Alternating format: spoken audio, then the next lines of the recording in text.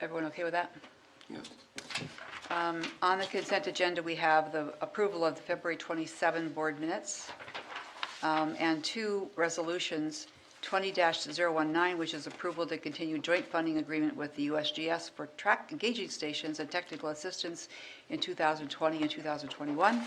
Resolution 20-020, authorization to execute a grant agreement for Wasserman Internal Load Management Project. Is there a motion to approve the consent agenda? So moved.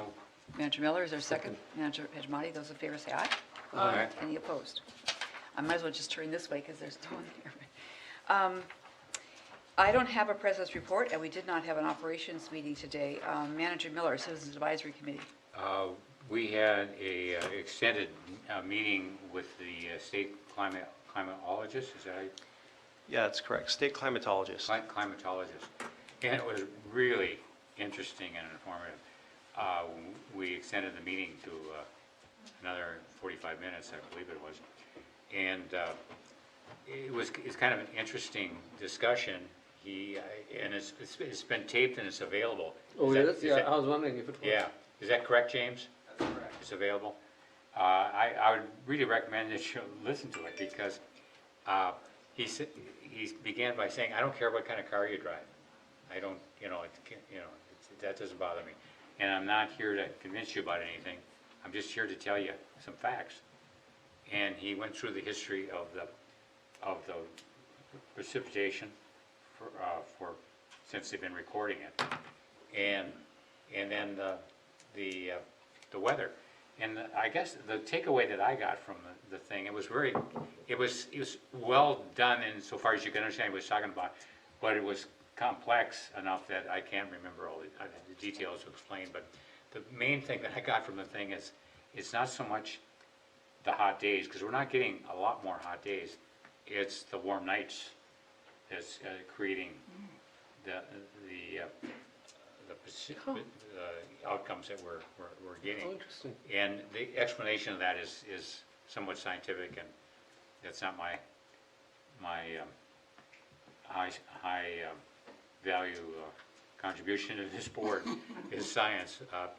But I really recommend you listen to the tape and watch. It really changes the attitude about the facts, how supportive the facts are of what everybody's come to believe. That there's no doubt about it. And if you believe in facts, What website would that be? Yeah, how do you find it? you'll. Well, Can we come back? Yes, we're That was done. Kenny Blumenthal, and he spoke at the MOD annual meeting also. One fact I took away, which confirmed what I'd noticed, was that we have many more cloudy days than we used to. The winter is so cloudy, particularly in summer too. And it was interesting to have a statistic, a number to back up my observation, yeah. James, where is that available? The recording? Yeah. Manager Miller, managers, we've recorded that, we're editing it, we're talking about how we push that on the website. We'll probably just be distributing it straight to Citizens Advisory Committee members, and we can send it out to the board too. But Okay. it's not online yet. Okay. Because I think it was really well done. You could tell he's given it many times. But, Yeah. And he admitted that. He says, "I've been in a lot of civic and other meetings making this same presentation." So he was real, and his slides were very good. It was very well done. It was very informative. He grew up in my neighborhood, and I always discounted his participation and leadership in the community because all I could remember was this snot-nosed kid.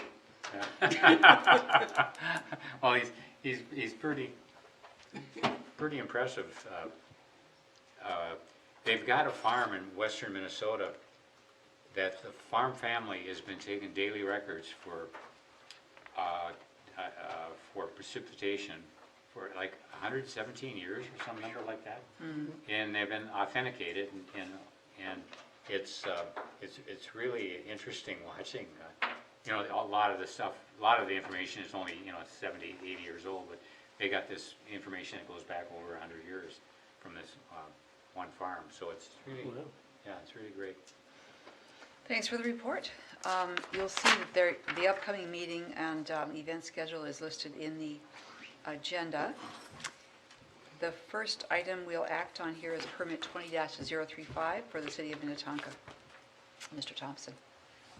Yeah, you'll have to, you'll have to present without AB. That's the one.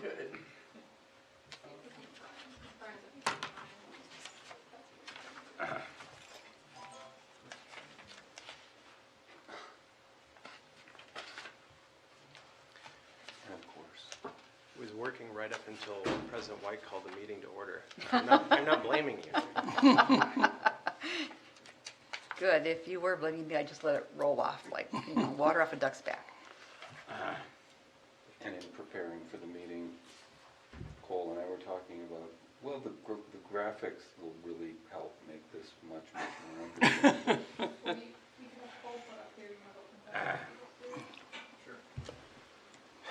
Is there a representative from Minnetonka here? Yes. I don't need the presentation, I'm gonna vote against it anyhow. Only takes 3 votes. Quorum of 4, majority of 3. Don't bother me with the facts, that's,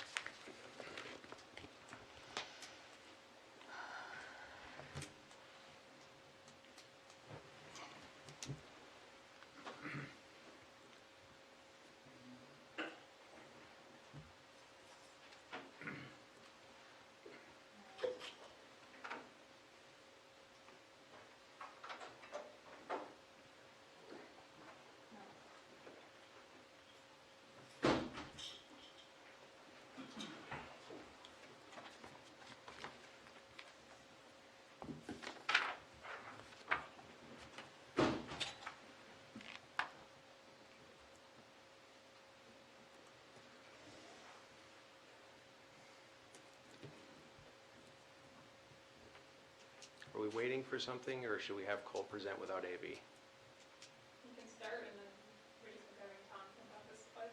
Okay, Tom was gonna perfect. get some visuals for you guys. All right. Go right ahead then, Mr. Thompson. Okay. I'll try to be a little more descriptive. Good evening, President White, Board Managers. This evening, permit number 20-035 regarding addition to the existing Minnetonka Police and Fire stations is before you for consideration, as the city has requested a variance from full compliance with the buffer provisions of the wetland protection rule. So for the agenda, we'll be looking at the project overview, the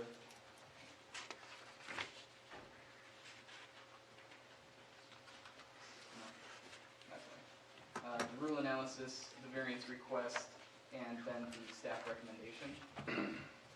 So this slide would be an overview of where the site is. Perhaps some of you drove by it earlier today. It's a brisk walk east, a few blocks between our location and 494. It's a mile and a half southeast of Grays Bay Dam. So the existing condition encompasses the fire station and the police station. The fire station was created 45 years ago, and the police station was constructed 30 years ago. In 2004, the city was granted a variance for NCWD permit number 0-241 for a shortfall in buffer width for the creation of a water treatment facility that was on site. And so they actually implemented a 35-foot buffer along the eastern wetland that the site abuts up next to. And that wetland buffer remains today. So we do have a limited scope of authority for this project. We enforce the wetland protection rule within the city.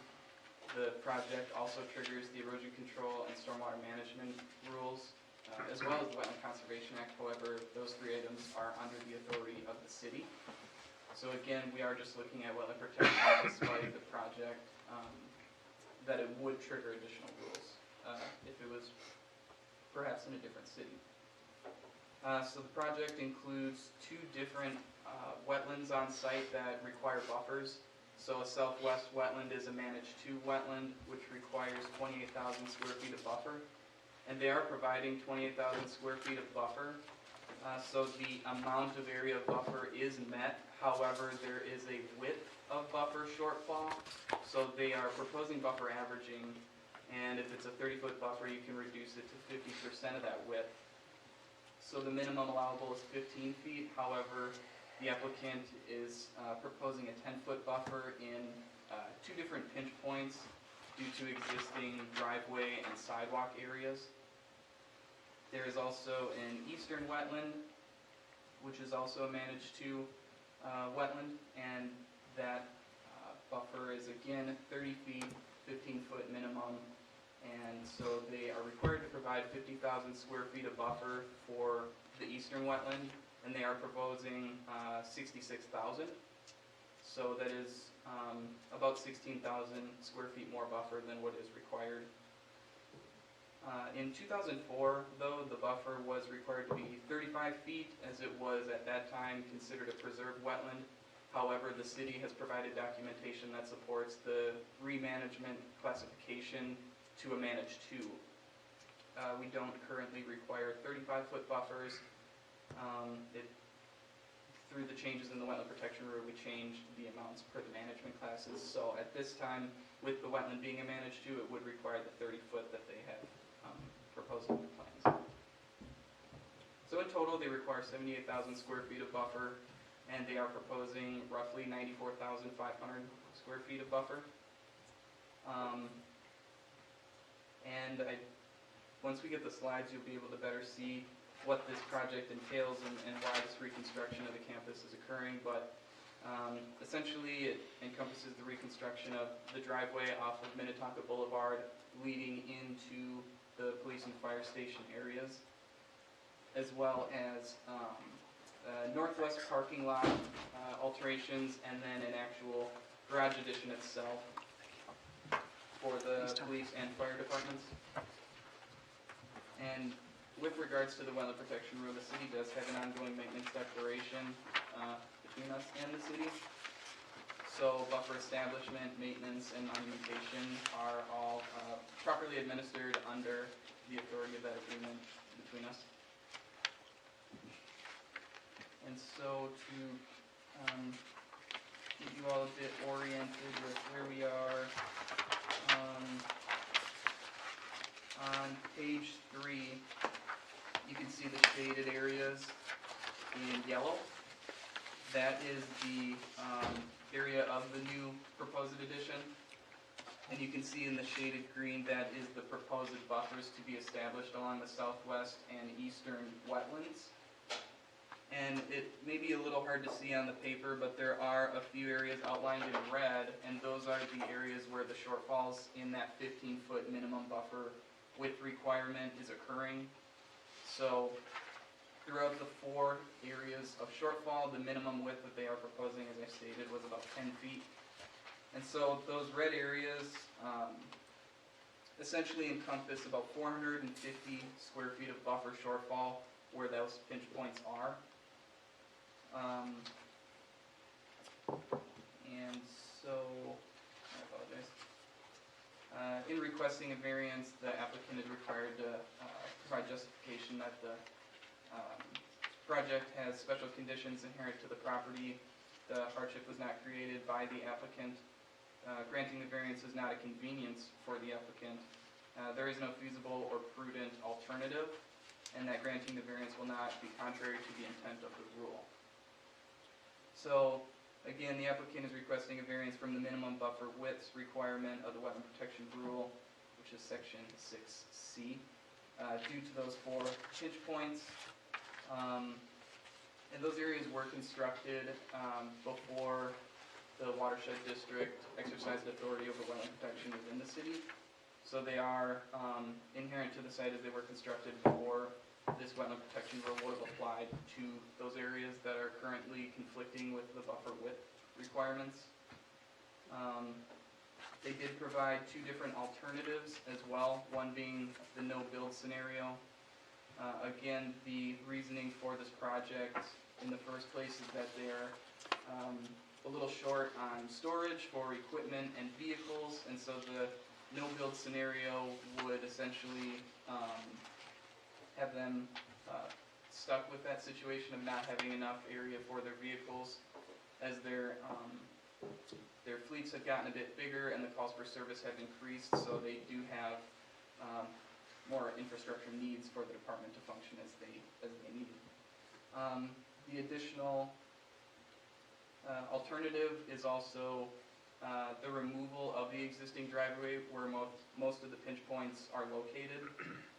So in that scenario, they stated that they could create an exit for the proposed addition on the north side of the garage where they would go around that bend in Williston Drive and through to the intersection of Minnetonka Boulevard and Williston. And that's not feasible for the department due to the lengthened amount of time and drive to get to the access of Minnetonka Boulevard when calls of service are required. So maintaining the quick access to Minnetonka Boulevard is one of the pivotal requirements that the city is looking to maintain for this project. And then just some additional considerations for the variance request is, again, the project is proposing 16,000 square feet of additional buffer area. In addition to the buffer area, they are providing 0.11 acre additional stormwater treatment per the city's requirements. So they are reconstructing and constructing a total of 2.62 acres of impervious surfaces. However, they propose to install or implement an infiltration basin as well as an underground filtration system, and they will treat those new areas, but also treat an additional 0.11 acres of existing area, which will not be reconstructed. And essentially, the main areas for that treatment that they'll be gaining, in addition to the city's requirements, is from a portion of Minnetonka Boulevard, where it drains northward, as well as a small subsection of road that drains eastward, and they'll be looking to install curb that directs some of that existing drainage to an infiltration basin. Is the current situation on site is that the runoff from those impervious areas overland flows into the wetland directly without being treated prior to entering the wetland. So, as stated in the permit report, staff recommends conditional approval of the permit on the condition that the applicant supply an updated exhibit depicting the entirety of the buffer along the eastern wetland, as there are, as I stated, alterations to the existing 35-foot wetland. However, portions of that 35-foot still remain where the water treatment facility is. So, receiving a document that encompasses the entirety of all the buffers on the Civic Center campus that are subject to the maintenance agreement between the watershed and the city is the condition of approval that we are recommending. So again, the requested board action is that the board consider the variance to section 6 of the wetland protection rule, which again is the buffer width minimum requirements, and consider conditional approval of 20-035.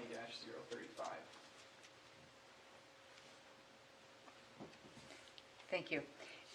Is there a motion to Move approve approval. the variance? Manager Miller, a second?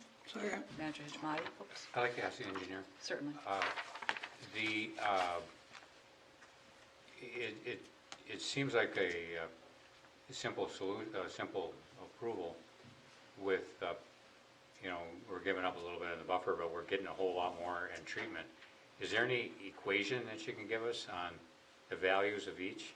The loss of the value on the buffer versus, Manager Miller, I guess I don't have a formula, so to speak. You would look at what the natural resource trade-offs would be. The amount that you're picking up as far as water quality treatment, given the amount that you're able to treat of impervious, I think exceeds what the actual area, the pinch points that you're getting. So I was to look at the trade-offs, the water quality part going to that wetland, I think would outweigh if you started to look at a natural Okay, resource. that's fine. Are there other questions regarding the variance? Those in favor say Just a couple of quick points. Mr. Thompson, the variance application also talks about that they're eliminating some sidewalk as part of this. That is correct. Can you speak to that? Is it relevant to the variance analysis? Yeah, it is. There is a sidewalk on the eastern portion of the existing driveway. And so that is where one of the pinch points is. That sidewalk will be removed and that will in turn become a portion of the buffer. So again, impervious would be reduced in that portion of the buffer. And that's something they didn't have to do Correct. for a regulatory component. There is a representative of the city who I'm sure is excited to speak today. If he wants to talk himself out of it, yeah. I'd be happy to answer any questions if you have them, for sure. Otherwise, I don't. Let's just capture your name for the record. Sure, Will Manchester, I'm the Public Works Director. Thank you, Mr. Manchester. All those in favor, please say aye. Aye. Any opposed? Now, is there a motion to approve the permit subject to the variance and the conditions stated? Move approval. Manager Miller, is there a second? Second. I'll give it to Manager Rognus. Any questions for Mr. Thompson? Those in favor say aye. Aye. Any opposed? Thank you very much. Thank you. I skipped something earlier in the meeting, which is matters from the floor. Are you a person who wanted to talk to the board, a member of the public? Okay. No, I introduced myself. I'm on the Nine Mile Creek Watershed Board. Mhm. I'm just trying to get a little education on how some of the other watershed boards operate. Sometimes they I'm just skip here as things an on the agenda. Observer. And what's your name? Bob Cutchell, Nice to meet you, Manager Cuttrell. thank you. I had called out as a discussion item COVID-19, but I'd like to roll it in for practical purposes into the administrator's report and look to Mr. Whisker. President White, are we skipping 12.1 that we added to the agenda? Oh, I am so Mr. Beck? sorry. It's okay. You see, that's what happens sometimes here, Mr. Cuttrell. We'll look at Mr. Beck and Ms. Schaufler.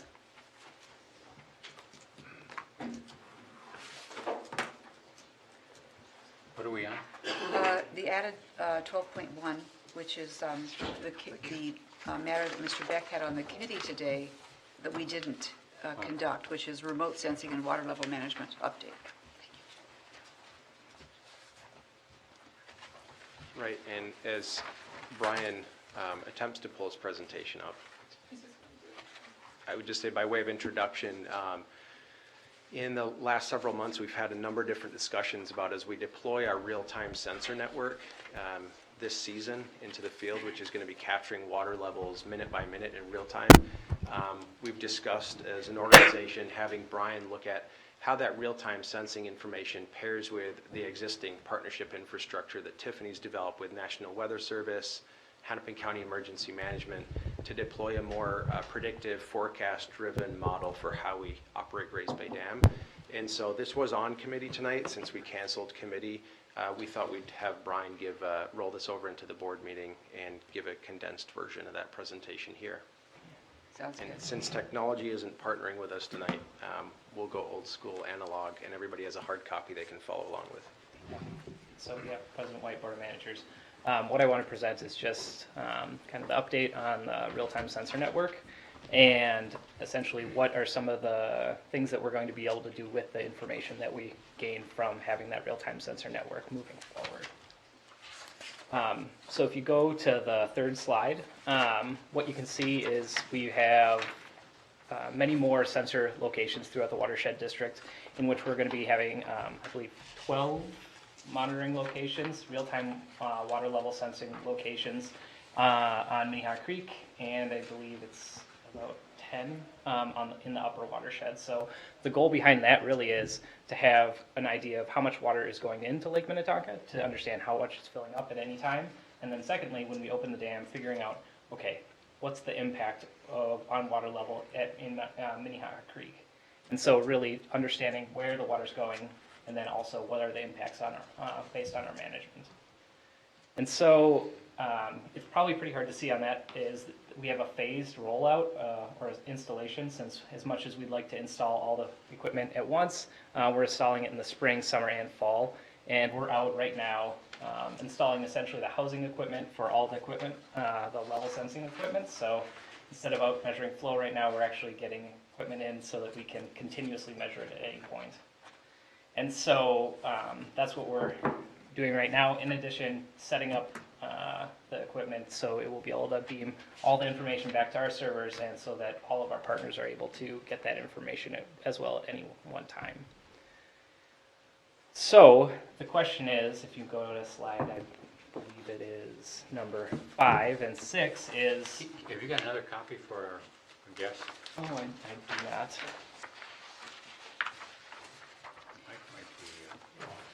Mr. Beck, maybe if you just held up which slide, which page we should be on, because they aren't numbered. in the Okay, same they are way. numbered. Yeah. Yeah, they are. Are they? The bottom. Far left. There's Or page far right. numbers, but I don't see. Yeah, I see Oh, the page slides, numbers. you're right. Excuse me. Not a problem. yeah, I didn't yeah. It's all right.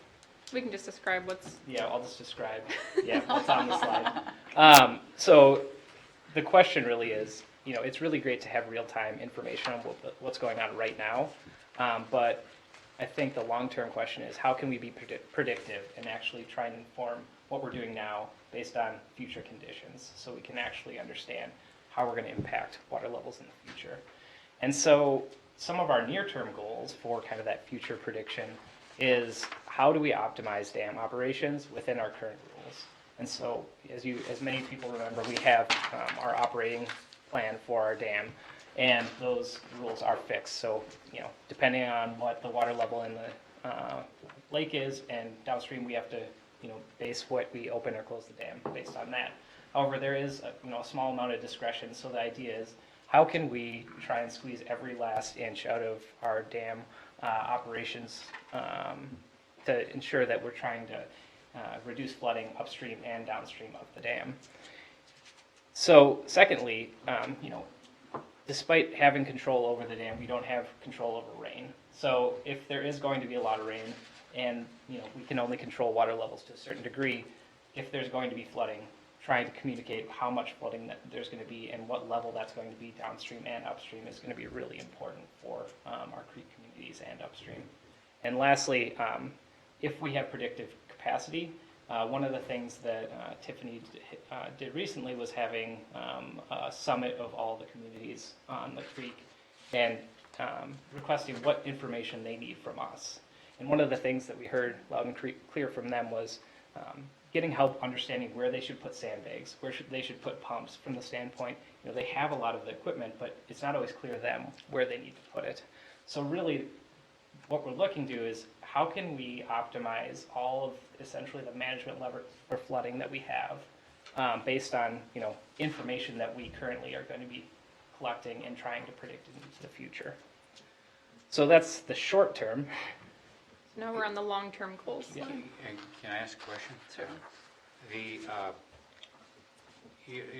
These are real-time things. Now, our partners, the cities and the engineering department, et cetera, are they going to have immediate access to it, like on go to the computer and see some crucial point in their city that's subject to flood that, it looks like it's going to be there? Sure, that's a two-part question. In the near term, we will be able to, on a dashboard, provide water levels for the real-time sensors. So on a web dashboard, we'll be able to provide that information. So current conditions, we're not going to have the predictive capacity yet, but we will at least be able to do essentially what the current water levels are. Mr. Whisker? To just elaborate, since this is a discussion item, Yeah. The public works staff, as I understand it, in the conversations that we've had with them individually about where to locate these sensors up and down the creek, which bridge crossings and structures, as well as at the summit. Right now, there's just a lot of manual labor for cities going out and actually spot checking elevations when there is high water. and also sort of ground truthing, where's there debris, blockages, ice dams, those sorts of things. So having level sensors up and down the creek that are collecting information in real time, obviously you'll be able to see the difference in stage up and down minute by minute, and public works officials having access to that information is going to cut down on them having to go out to the site to verify field conditions and be able to ground truth from their desk where to actually go to look for obstructions, so that they're seeing what's happening with the creek minute by minute and can actually take preparation actions using the information that we're providing. And that's something that they've spoke to the value of and why they're supporting the program. Great. Thank you. So that's really our short-term goals. So getting that up and running is the goal of this year and next year. However, from a prediction standpoint, one of the other things that we want to make sure that we can do is long-term. We have obviously the dam and then some emergency management options, but long-term understanding what infrastructure is vulnerable, or areas that need to have improved essentially storage capacity. Determining those types of scenarios is going to be really, really important. And although we can't change our landscape quickly, over time, if we identify areas that are really critical, we can go in and try and put in projects where they need to go. So long-term, essentially climate resiliency. In addition, based on that, figuring out if there are some sort of policy levers that we can possibly pull in the future to figure out, okay, directions we need to go from the standpoint of climate policy based on some scenarios that we can run. And lastly, just identifying and implementing projects for climate, water quality, and water quantity. So, short-term and long-term goals are really important from the standpoint, what are those goals first? And then figuring out how we can use the data and potential modeling tools moving into the future. And so, moving into the flood prediction and dam optimization, Which is page 5. which is page 5. The map on the top of page 5. Yep. What we have right now is approximately 20 data points every 2 weeks for flow. And so that's really useful for, me. I would like to go out and collect the information. But if we have real-time sensors monitoring water level throughout the entire watershed district, we'll have about 52,000 data points per 2 weeks.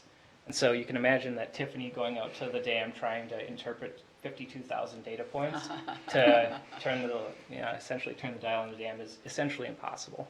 Not even Ms. Schaufler. Yeah. will do that, yeah. Yeah. And so that's not on top of precipitation data. So that's a lot of information. And so the easiest analogy to compare this to is essentially the amount of data that Google has to go through. That brings up a question, and that never occurred to me until you've got the weather forecast, and then you got the actual. How do you mix them? That's a great question. That's kind of the point of the presentation, so that's a great leading question. Yeah, I appreciate the question. You can leave it worse. So if you go to the next slide after the map, essentially what Google has done in history is they had all of these problems that were incredibly difficult to solve. Like, how do I predict what people are going to type in their web browser? And what they realized was they can't physically code all that information or figure out what people are going to do. So they took all the data in and put it through machine learning applications and just learned what people are going to type next based on their past words.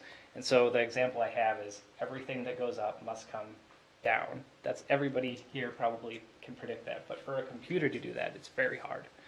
And so Manager Miller, you had brought up, we have all the forecast data for weather coming in, and we have the output, which is water levels.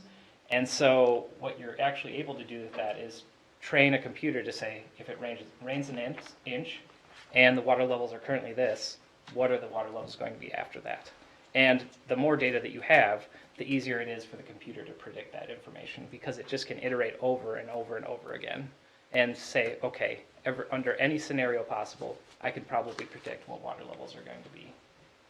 And so this is made possible because Google has released a lot of the machine learning algorithms to the public, and essentially they allowed us, or anybody, to use them. This is fascinating, and I hope you don't mind me asking another question, but In Minneapolis, they got those ponds that they built, 15 years ago, massive capacity, but there's no controls on release. Will you be able to fit this in to automate, help them automate the outflows from those ponds, reduce the flooding down at Lake Hiawatha? Yeah, Manager Miller, that's a really great question.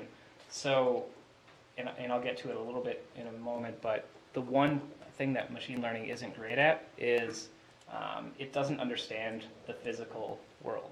So it knows rainfalls and it knows the exact response based on what the conditions are today, but you can't say, okay, if we add a culvert here or a variable weir over here, what would that do?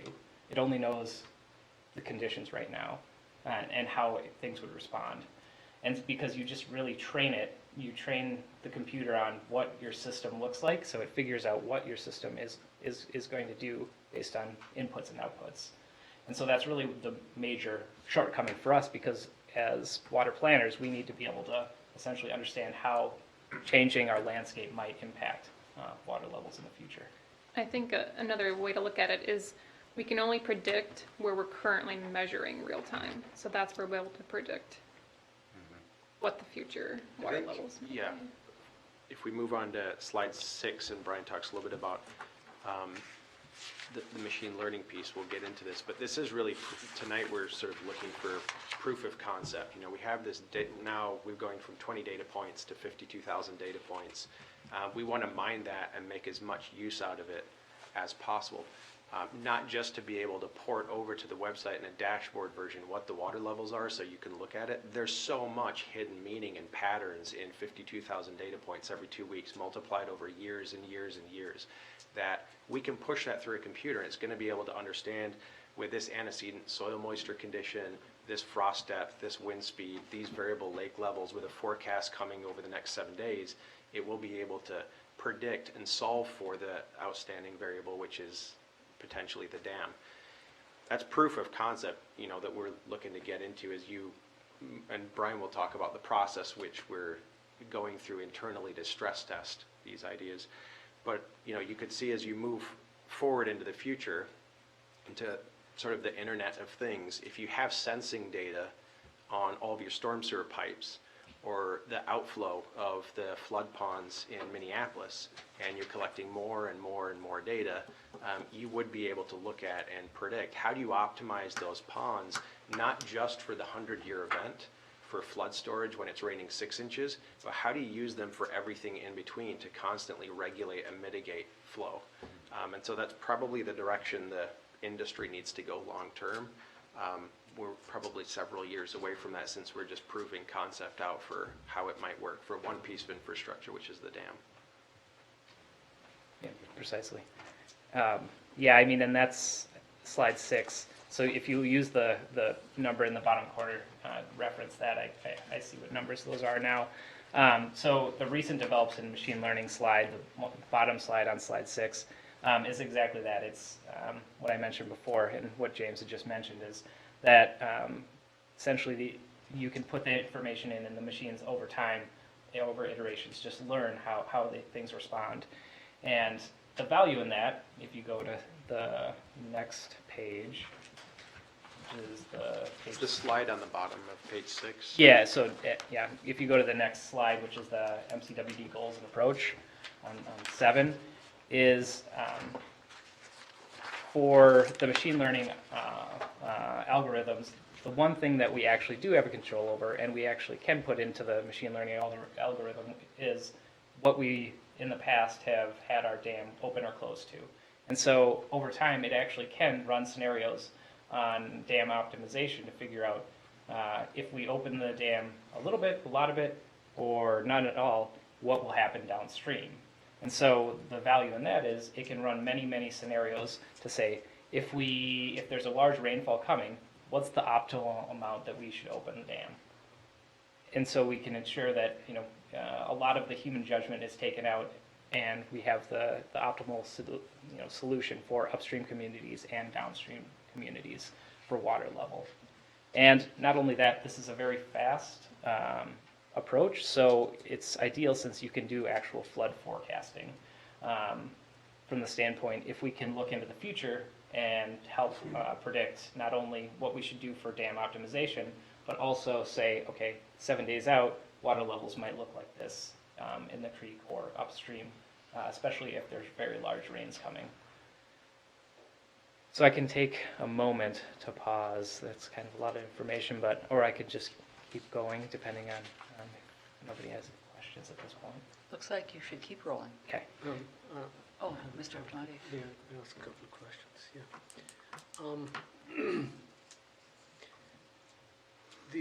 The particular machine learning, the algorithms that you're using, you said were developed by Google. Are those the only ones that are available, or are there others available elsewhere that may be able to do more than these folks did?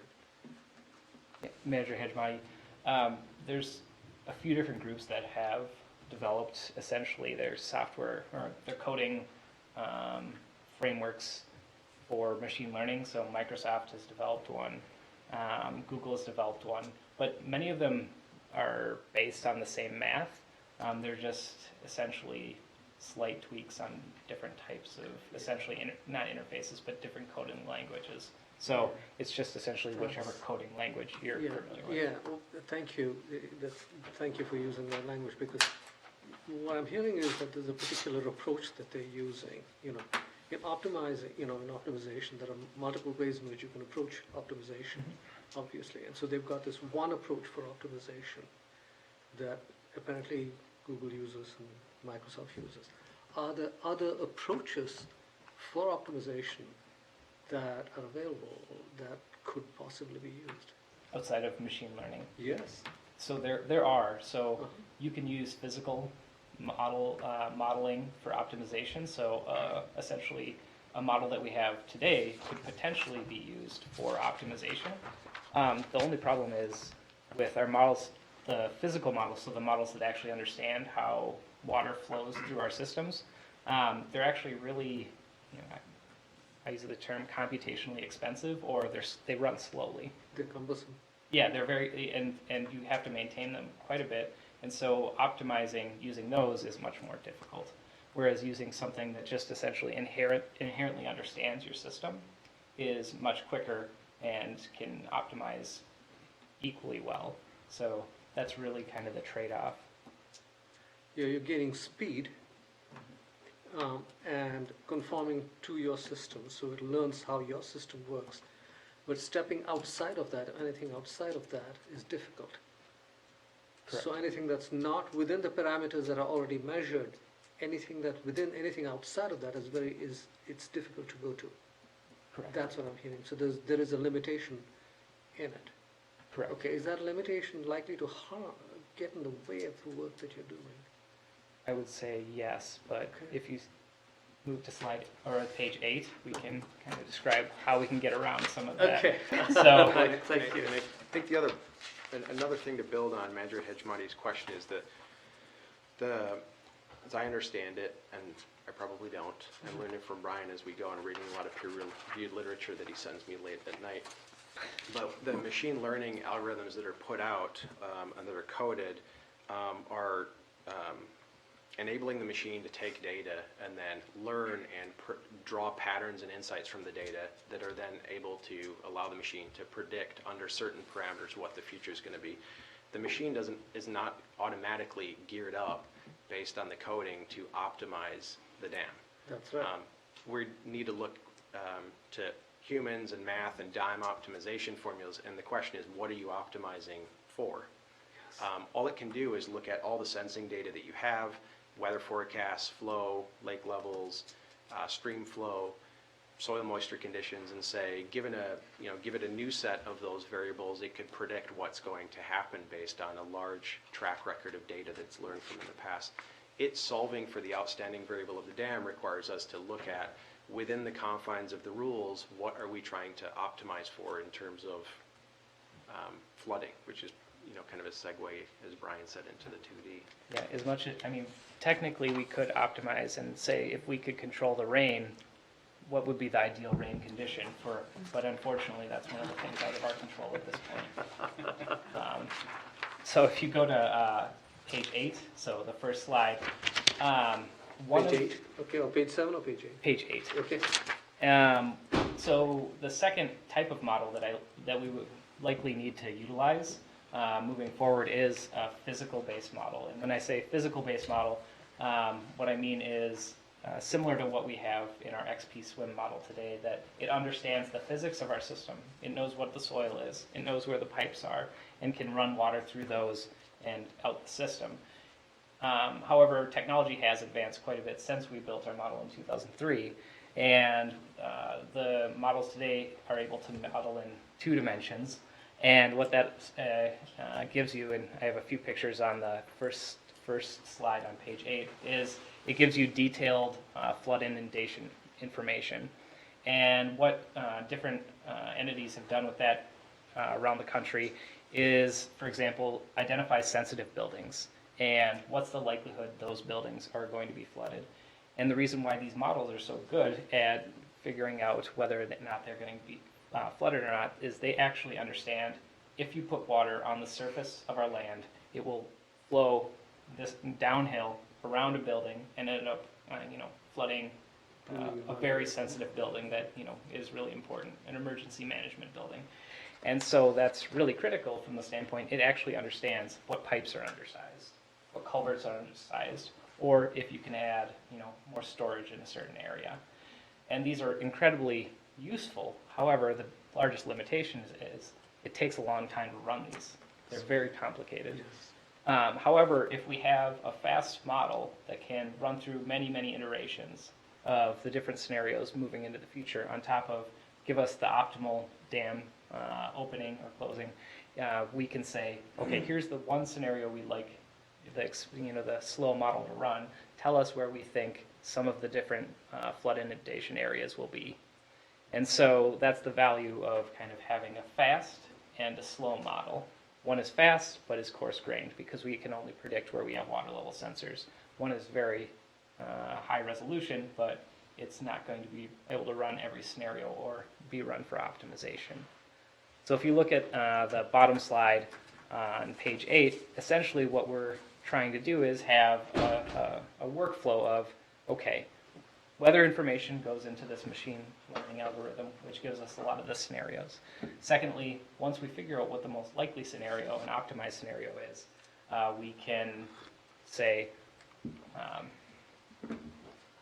to the 2D model, please run the most likely flood inundation scenario so that we can begin to communicate to the partners and say, please put sandbags over in this region or pumps in this region, or potentially a road is going to be flooded and emergency vehicles can't go through there.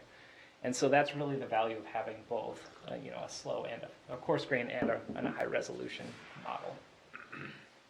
And so it allows us not only to optimize dam and help our communities plan for flooding, it also helps us long term for doing things such as climate resilience planning, on top of just things like finding where projects should go into the ground. What kind of projects?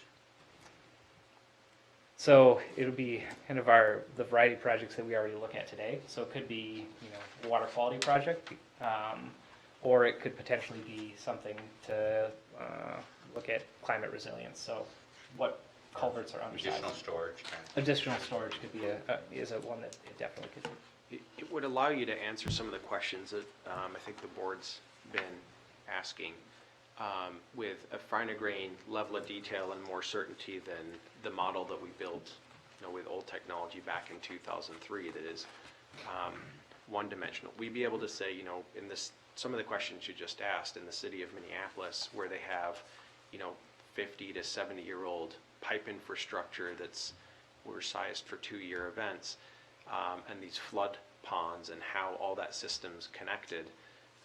If you valve it, if you expand the pond, if you expand this pipe and constrict that one, what are the actual impacts on the landscape going to be? And predict exactly what the flood extent is for a whole range of different precipitation events and regimes. It'll allow you to do that at a local scale like that. it'll also allow the watershed to look, so we can answer local questions and advise our community partners and evaluate the impacts of a whole series of projects that might be interdependent or connected. It'll also allow us to do that at scale. So this whole question of, I think it came up a number of months ago, Manager Miller might have been the one to raise it. Should we be looking at wetlands, and which wetlands across the district are 3,500 different wetlands that we have? Which ones could we modify to optimize them for flood storage?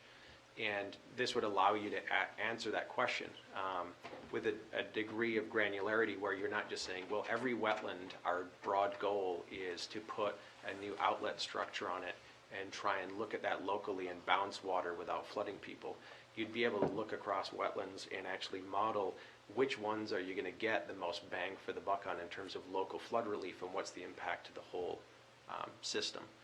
In terms of the flood forecasting, that's sort of assessing infrastructure impacts. In terms of flood forecasting, if you've done the machine learning with all this pattern recognition of your past data set, and we know from the state climatologists that these trends are continuing to change. We're in a volatile cycle of precipitation regimes. We used to have very stable regimes that were predictable, which is why the old way of managing the dam worked very well. We can use this sort of model to say, well, here's the last 7 years of precipitation that we've experienced, but we're forecasting that over the next 10 years, the precipitation regimes are going to change.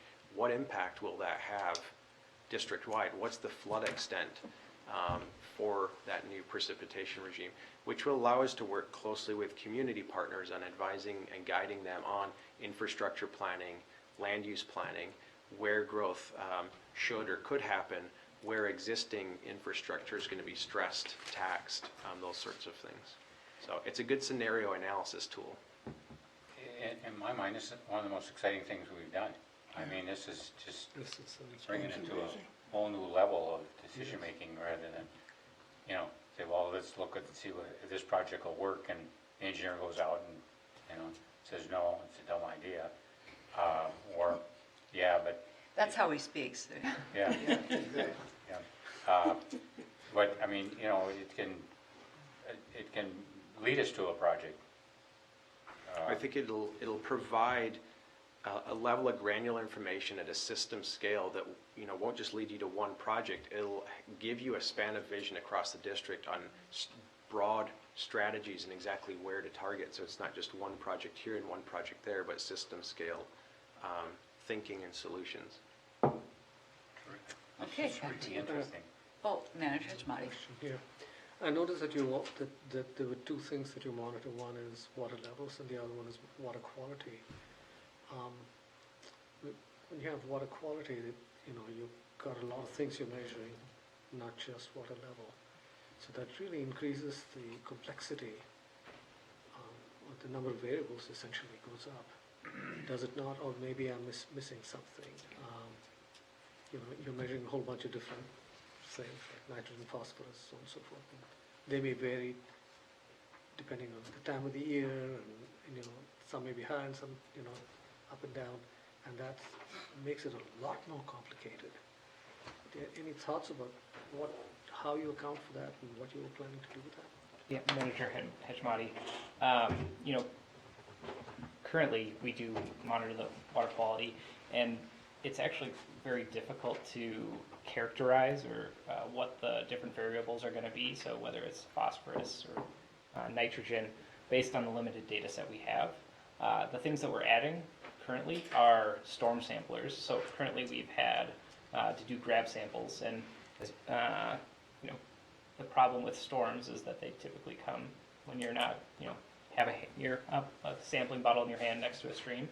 And so having the storm samplers out there actually help us develop a statistically valid sample characterization of low flows to high flows.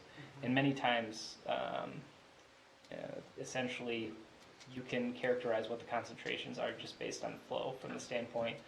Concentrations are really high when you have stormwater runoff from the landscape, and they're much lower when you have no stormwater runoff. So to accurately characterize what those different water quality concentrations are, having accurate flow and storm samplers really make it a lot easier, which is a bit surprising, versus having to try and predict it based on nothing.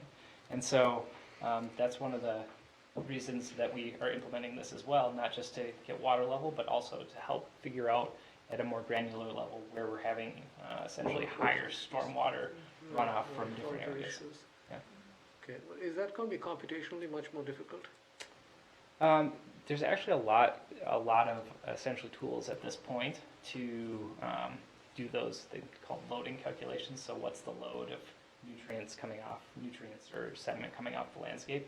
And so there's tools currently to do that just based on statistics.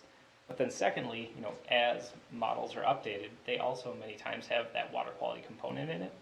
And so you can calibrate either, those physical-based models to predict water quality. And so the really valuable thing about, an updated model at the granular level that we're talking about is if we put in a pond or, a filter or something like that, how is that going to impact our streams? So that's the other valuable piece outside of just characterizing what the water quality conditions are. But is it going to be computationally much more difficult when you have that? No, it's not going to increase it that much. Yeah, no, that's something that's done fairly commonly at this Is point. it? Yeah. Okay, all right, thank you. Really, the way that I think about what we're doing with the storm sampling component of ResNet up and down the stream and upper watershed is it's scaling something that we deployed for 325 Blake. So the big Powell Road pipe diverts 260 acres, a couple different cities worth of runoff into the site. And I think historically, and it's still somewhat industry practice, is to run models, well-established models for urban catchments to say, for this rainfall regime for the Midwest region, here's the loading that's going to be generated annually off that land surface, and if you build your pond to X, Y, and Z dimensions, you'll capture 60%. One of the things that we did is we put a storm sampler as part of that Powell Road pipe before the water's diverted, so we can characterize how the nutrient concentrations change over the curve of a storm, which then informs basis of design. Doing that on ResNet is just scaling that system-wide so that you can see the seasonal variation in stream chemistry, basically, which gives us a much clearer picture of what we should be doing and why and where. Back to Mr. Beck. Yeah, so we're on slide 9, the first one, and I think many of these have been covered, but I think just the general 3 things that we're trying to get out of these updated models, just generally short term, I think there has been a request for us to have a better understanding of, what the water levels are currently at any time, but on top of that, trying to improve our ability to predict water levels for in the future, so flood forecasting. With that being said, looking into the future a little bit further to say, where can we implement projects to be more resilient? And then lastly, a goal is to develop another essentially methodology or a repeatable process for other watershed districts to work from. So if we can create something that's a bit more repeatable for other groups to use, it would always help from the standpoint model building is very time consuming, expensive. And what we've noticed recently is the state of Minnesota has already collected a lot of the information that goes into one of these models, versus in 2003, a lot of the data wasn't available. So developing a scripted or a standard operating procedure of how to get this information into a model, on top of all the cities have now stormwater infrastructure in digital formats, versus 20, 30 years ago, that wasn't the case. And so how do we essentially formalize a process to take all of that information and more easily put it into one of these models? So building a repeatable process. And so, this all sounds really great, but I'll let you ask a question. Can I ask a real stupid question? I will. What if I said I no? will without permission. There's no stupid What questions. percent of the runoff in the watershed goes into the creek? Manager Miller, I don't know that off the top of my head, but a high percentage in the lower portion. Most of it's runoff. Not much infiltrates. I can look into it. What were you thinking? Well, because we're, as the western area gets developed, we're gonna have, more surface, hard surface. And, you know, the creek has only got such a capacity, so we really have got to, we've got to really do some hard planning to be able to receive all this additional water that may come our way. Unless we have alternative places to store it and receive it. Okay, thank you. Go ahead. Managers, oh, sorry, Brian, maybe you can speak to this, but this seems really relevant to the analysis of zoning and land use decision makings close to the creek and down in the watershed. Will it help be able to communicate to people making those decisions what the effect of their decisions, what the effects will be? I'll tackle that. I think to Manager Miller's point, you know, that's the level of information that our communities want in terms of partnership out of the district is understanding how water levels are changing in real time to today's precipitation, being able to optimize our infrastructure and their emergency response in a more predictive way. And then this two-dimensional modeling will allow us to look fine-grain across the district and answer some of those questions. You know, the lower watershed probably has, you know, it's got a very high yield because it was developed pre-stormwater regulation. It's all sewered and it's largely hardcover. The upper watershed is developing with wetland regulation, so the basins are protected, buffers are intact, and stormwater regulations being incorporated. And so we could model out into the future if that undergoes the, you know, put in Met Council land use projections, but with the regulatory overlay of wetlands, buffers, and stormwater being integrated, what's going to be the yield response? What's the delta in volume that's going to be coming from the upper watershed in the future, given a variety of precip regimes? Then you would look at, do the dam operating rules or the structure itself, are they going to have the capacity? So this is why this two-prong approach makes sense internally to us is there's short-term machine learning, creating a data-rich environment that allows people to, on a dashboard, see how water levels are changing and then react to that quickly and refine dam operating plans in a predictive way quickly, but then having this finer grain, sort of longer range planning tool that allows you to ask all of those questions and actually get quantifiable answers. And that will inform policy, our systems planning, it will inform our communities planning in a quantifiable way where we can say if you preserve these greenways and these basins or we modulate water levels in these ways across these basins that we've prioritized, here's the tangible result based on this future forecast from state climatologists. Great. Really interesting stuff. Back to you, Mr. Beck. Yeah, and so if you move to the last slide on page 9, the next step for this essentially is truthing out with the technical advisory committee what, you know, is this possible?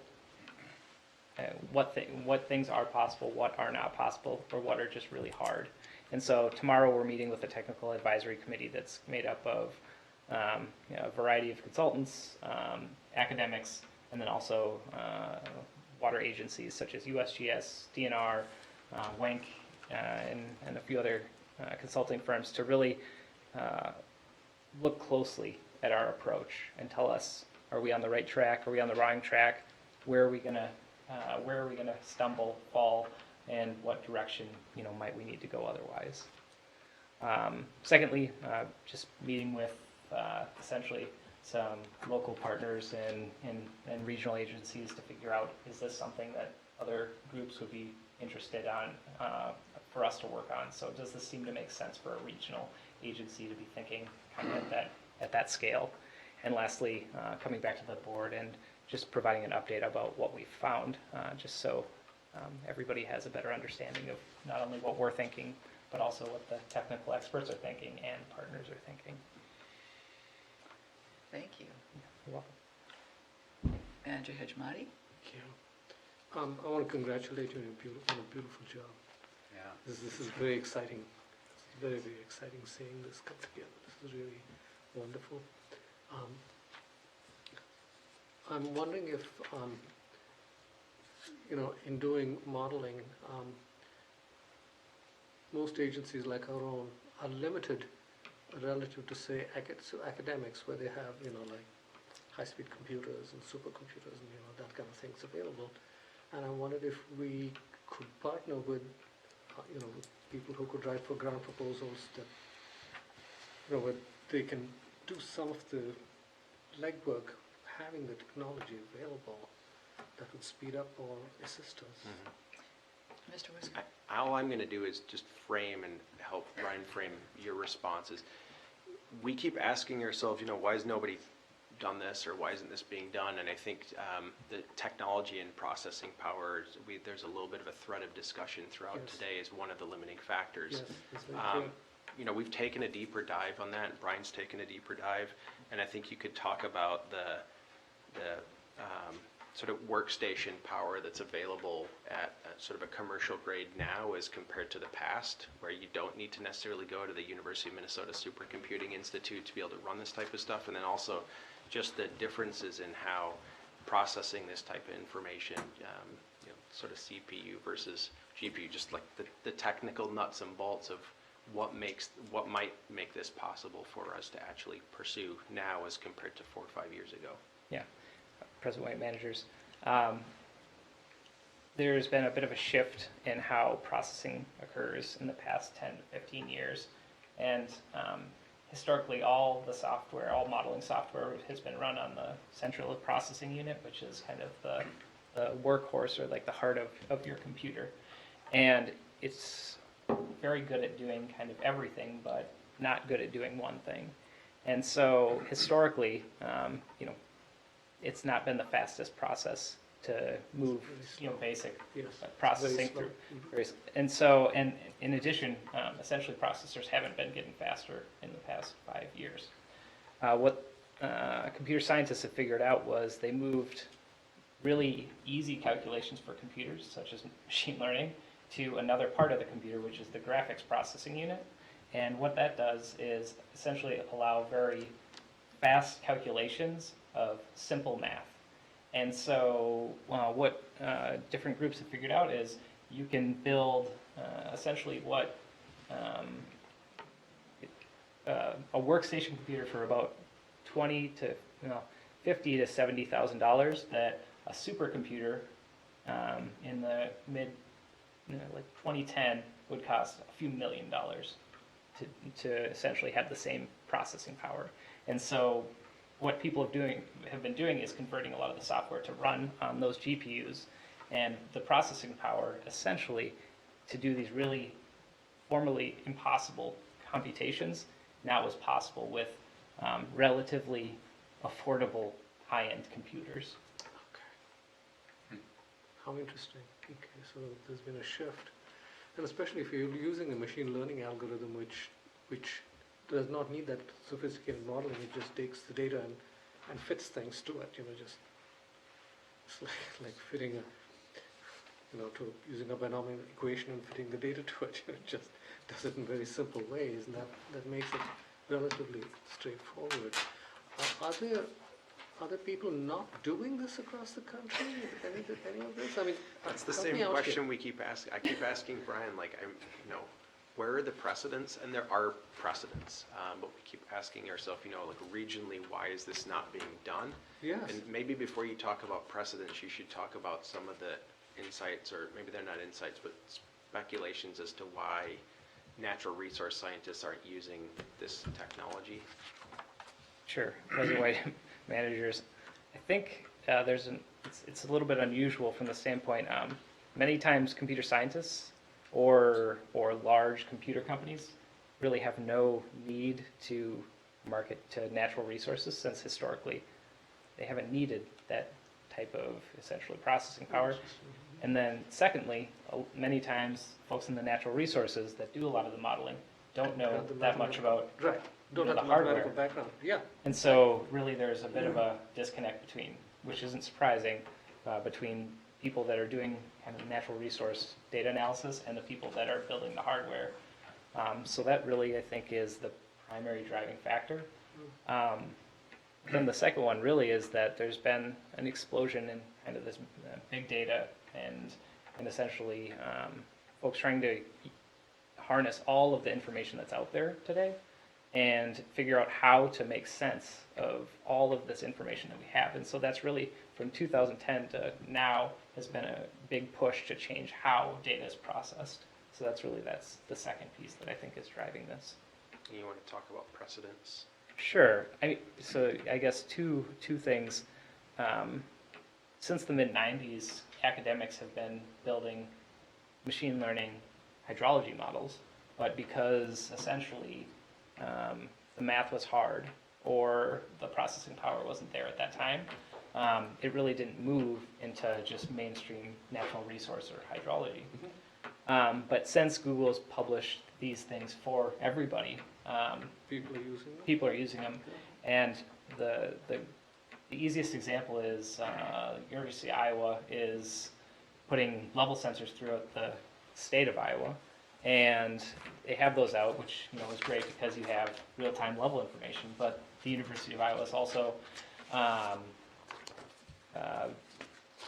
developing flood forecasts to do flood prediction, and they are using the machine learning models to do flood prediction throughout the entire state using level sensors that have been installed. So using weather forecasting and water level data to do those forecasts. So the precedent, it's there, and you just have to look into the literature a little bit.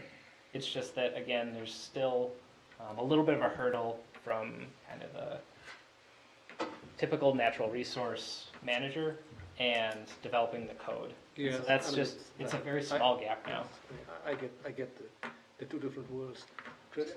Manager Hajimati, it's the Iowa Flood Forecast Center, so if you ever go there, I would check that out. What we're also recognizing as we get into more of an emergency response type awareness and our ability to react to flood forecasting and have confidence that we're going to be ahead of it. This technology is now migrating its way in there, so being able to harvest that. The example is that it takes the creek 2 days if we shut the dam down to clean out. You go and work with public works people, if you had 2 days to start to address, put sandbags, move things around, that's a significant savings for them as far as losses. And if you go to the Iowa Flood Forecasting Center, they have, I've seen in their presentation, numerous examples of being able to clean out public works yards, clean out construction sites that maybe could have been flood damage. So having this ability is an invaluable resource to your partners and leveraging that processing power to get ahead of it. So if you can get, our forecast are 7 days, if you can get out 2 days ahead of it, and the city of Minneapolis knows, like Lyndhurst Park area is a prime example, we're gonna have issues here.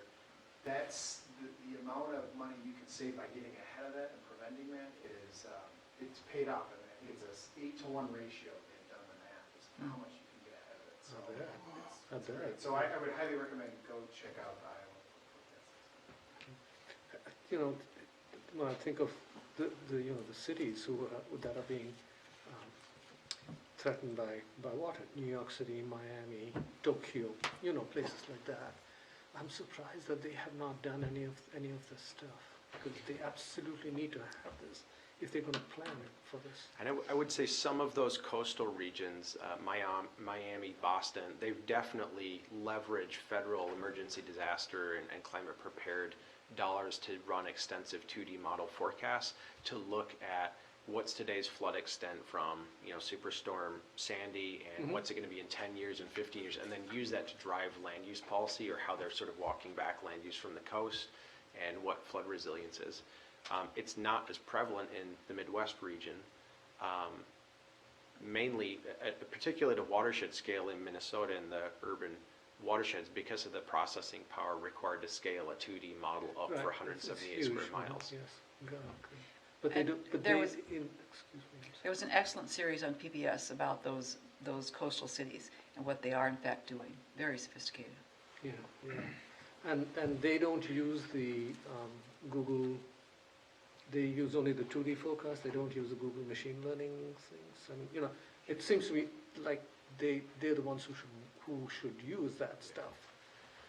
I'm not sure where the sort of municipal infrastructure managers are with regards to remote sensing every piece of their infrastructure. I think the thing that's unique for us is we're operating a regional hydraulic control structure.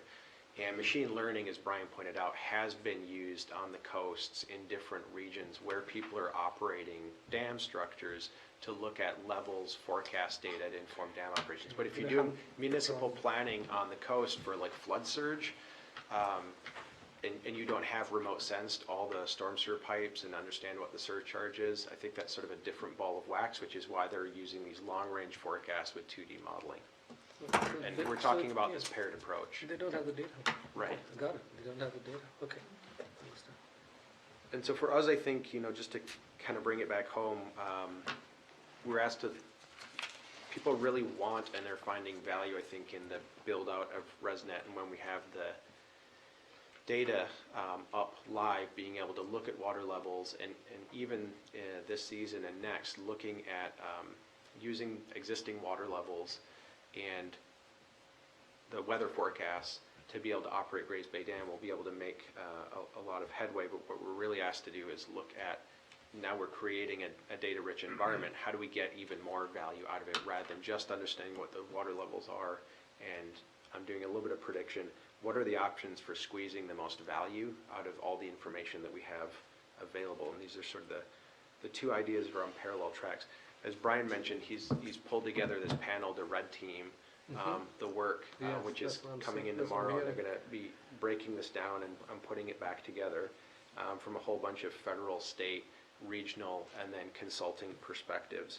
The other thing that we're working on is we had pulled in and leveraged former manager Becker. He graced us with his presence yesterday after coming back from Las Vegas to get up to speed on this, and also talking to John and Tom and Joel to think about how we turn what everybody's characterized as conceptually dense material and somewhat hard to explain. How do we dial this down into a compelling narrative package that we might promote for funding? So what we wanted to do, and the reason we rolled this over from committee tonight, is our next step is going to be figuring out some of the communications around this and looking at costs and potential sources, and then coming back, I think March 23rd, to just frame this out, not in just the technical components, but how we might explain this to other folks and how we might ask those folks to fund it, and in what amounts. So that's sort of the next step for us. This is really, really good. Yes, thank you very, This very is really much. bringing it to Thank you. another level, especially on the application, you know, to push us into a different level of presentation, so that the decision makers really can distinguish the quality of this product against all the other grants that they're being requested. You know, fancy but simple. But it's exciting, and I think Brian deserves. Yes. Yes. I'll give you 98% of the credit this morning. Yes. I would say that I've gotten quite a bit of help from a lot of different people. From the standpoint of Kaylee Cermak, who's out installing all of the equipment, so, and then, you know, Tiffany Schaffler, who's helped develop all the partnerships and do all the prediction to date, and then James, who is helping, you know, just frame everything for us, and just, yeah, thanking everybody else as well. I'm just the person up here talking about it, everybody else has helped me put it together. This is really good. Thanks very much, everyone. Impressive. Very impressive. Mr. Whisker? Before he gives are you given your report? That's The what's next, administrator's yep. report is next on the agenda, yeah. Okay, I just wanted to announce an intent to the second meeting in April to introduce a resolution that directs the administrator to discontinue work on 325 Lake Road and reassign the staff to other priorities. I'm not bringing it up for discussion, I'm just kind of an alert for coming forward in the second meeting in April. Thank you. Manager Miller? thank you. I have very little on the administrator's report tonight. I think the one thing that we talked about getting into is just an update on the watershed district's level of planning and preparedness around coronavirus or COVID-19. Hopefully everybody had a chance to see the email that I'd sent out earlier today after speaking with President White and just reviewing information that's available and coordinating with other agencies. I think really right now, we've got good plans in place and are taking a whole series of interim measures that are best practice in terms of limiting meetings, just basic preventative care for staff, encouraging people to follow respiratory etiquette, stay at home if they're sick, wash their hands. We are beginning to push and promote remote working. It's not like we're going to have everybody remote work immediately, but we want to prepare and make sure that we have the infrastructure in place, technology-wise, for everybody, and test that out ahead of time. So if this thing begins to escalate, that we can have fully functioning remote work capabilities. A good third of our staff already take use of our VPN. And so we're just making sure that we get that on everybody's computer. They test drive it right now so that in the event that we have to have the entire workforce working remote, that's already up and running. Same thing with just remote meetings. We're encouraging a lot less meetings face-to-face with our external partners and internally. And so we're making sure our WebEx or remote meeting platforms are up and running, test-driven, and that everything's working there. Other than that, I'm not sure if anybody has any immediate questions. I think I did frame towards the end of the email some considerations about business meetings, the board meetings, committee meetings, and citizens advisory committee meetings. Looking at Lee City guidance, and I'll be talking with the West Metro city managers next week, and this is on their docket to share information about how the communities are planning for coronavirus, but meetings are considered a part of essential business of staying up and running. So we need to figure out ways to do that in a manner that protects everybody and is safe and following best practice. Generally, I think if we can, if meetings aren't essential, we'd be looking at canceling citizens advisory committee meetings, limiting and canceling committee meetings, and trying to focus on limiting and focusing the board business meetings. But obviously that's within the purview of the board, and I didn't know if anybody had any questions, sum total about the content, where we go next and how prepared we are, or if you had any feedback on how we might, or questions about how we might think about limiting the board or CDC meetings.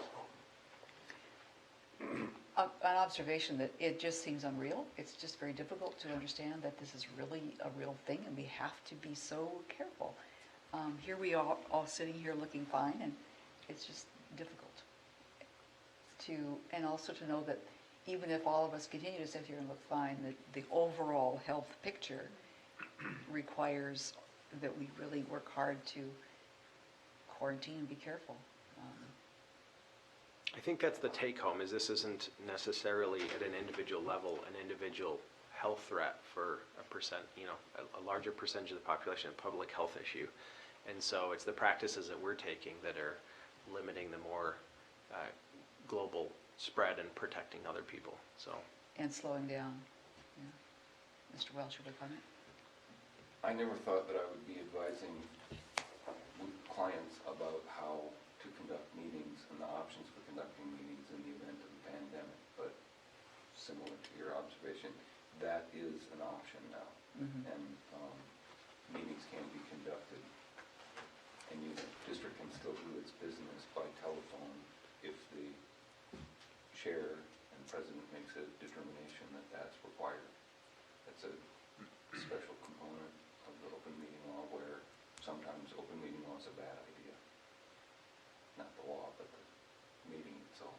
So that option is one that may be used. And reasonably new, 2007, I think, yeah. Does that mean that we can, I'm checking, trying to understand what you're saying, can board meetings be done by phone? Or video, or by video conferencing and things like that?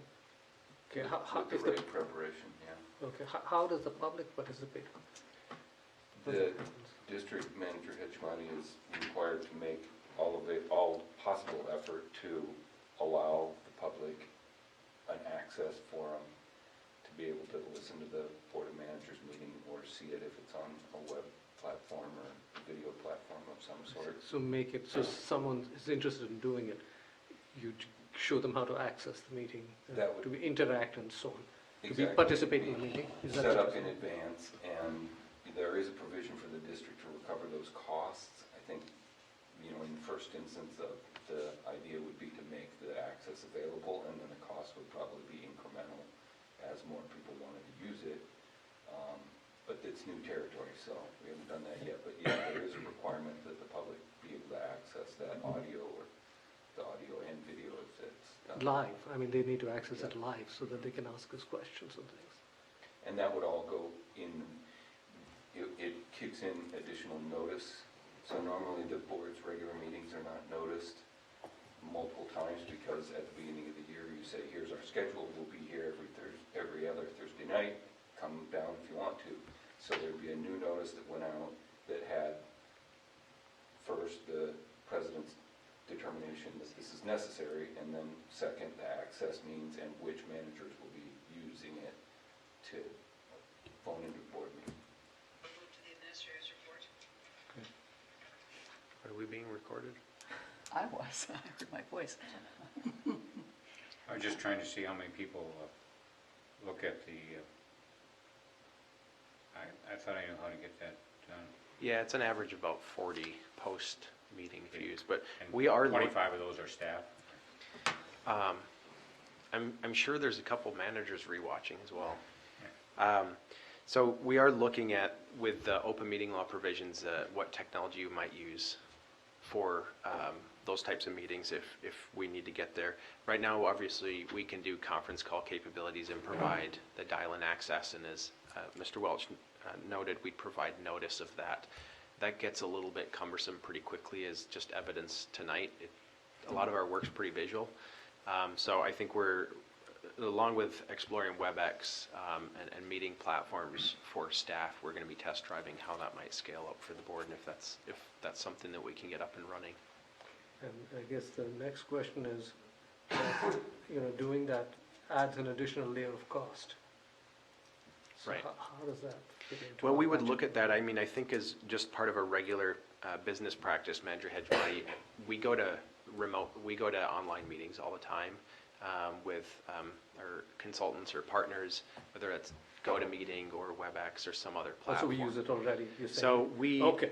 other people are paying for that and we're logging in. The range of cost is on the order of about $15 a month for some of these platforms. I don't know how it scales depending on how many people you've got remoting in, but it's definitely in the realm of affordability, and it's probably something that we should be doing already anyway. Okay. Maybe there would be an excuse to update the front page of the website. It's December 23rd, talks about closing the dam. I know we're working on Yeah. it, but just update it a little bit somehow or another, so it doesn't look like we've fallen asleep since Christmas. Yeah. I appreciate the prod and the reminder. Trevor will be in tomorrow, and we'll be updating it on our planning around coronavirus, and I'll be talking to him just about, let's make sure we keep it maintained more frequently too. Great. Any other questions? We are adjourned. Thank you all, everyone.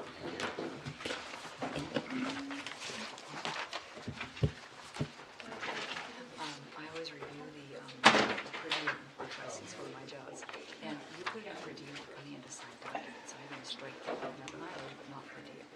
Oh, okay. Yeah. Okay.